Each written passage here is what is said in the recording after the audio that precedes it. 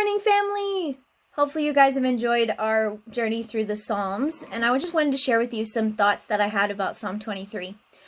When I was 16 years old, I worked at a Christmas tree farm in Texas, where we had this shop with all these different homemade ornaments. We sold Christmas trees. We had horseback riding lessons, because, you know, it's Texas.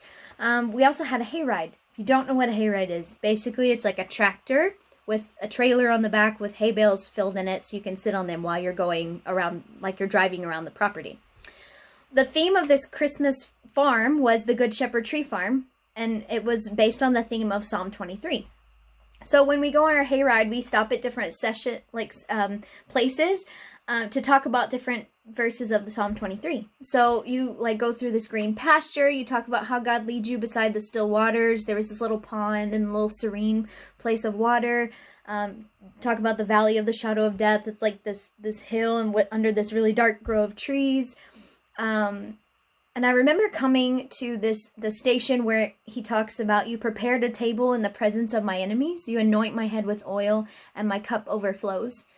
I remember coming across this table in the middle of this field, and it was just a beautiful table with chairs all around it, and there was a feast on this table. Like, you didn't know you were hungry until you looked at this feast. And at the end of the table, there was this little bottle of oil. And as we were talking about it during the hayride, the oil represented an Old Testament symbol of a blessing. Someone would anoint their head with oil, and it was considered a blessing on that person. And the feast was really a picture of provision, a picture of God's provision and how he has prepared this huge table for us in the presence of our enemies, that he has anointed our head with oil, and that our cup overflows. God is such a good provider, and he knows exactly what we need before we even need it.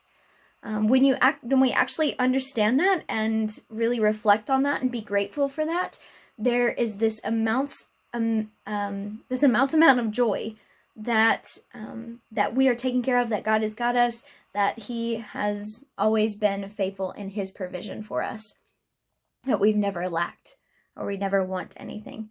So if you're having a struggle to finding that joy, I really want to challenge you with this step. Make a list of all the ways that God has provided for you, things that you are thankful for, and give the list back to God and thank him for each of those ways that he has provided for you. And he will place that joy inside of your heart. If you need someone to pray for you, please reach out to us. We'd love to pray for you. But until then,